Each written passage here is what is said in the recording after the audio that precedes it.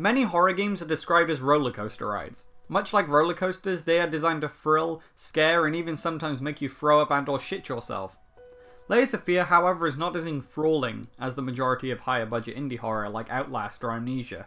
Instead of a roller coaster ride, it's much more like the children's ghost train. In Layers of Fear, you play as a mentally disturbed painter who is attempting to complete his magnum opus. You will travel through his endlessly shifting house, collecting key items and solving the occasional puzzle throughout the shockingly short 2.5 hours of play.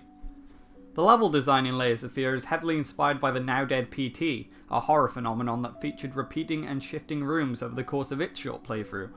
While PT managed to keep you intrigued throughout, Layers of Fear somehow manages to bore through extreme repetition. At certain times, the level design and aesthetic of certain chapters draw you in as rooms go on forever into the ceiling, or crayons float around the room drawing on the walls. But everything that the game does to intrigue you happens over and over again to the point of boredom. A pretty cool puzzle involving an old telephone was interesting the first time, and even the second, but by the fourth time it had already felt stale.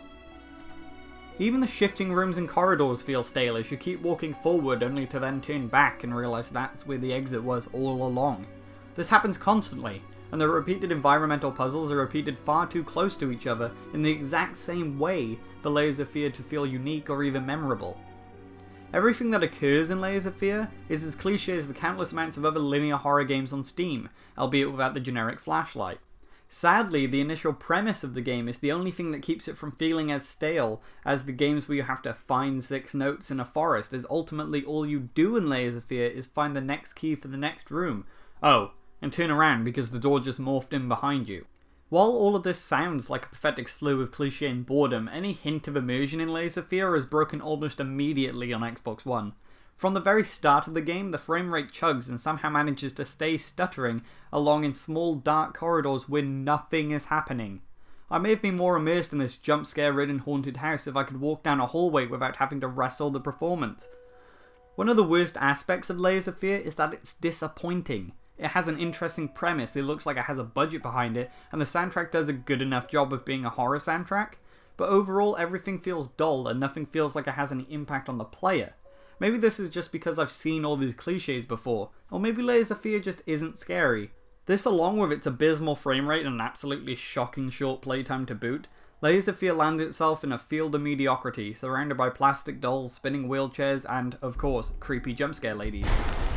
And that's why I've given Layers of Fear a 4 out of 10, even though it has a decent atmosphere, a fitting soundtrack, and does spread off some cool ideas.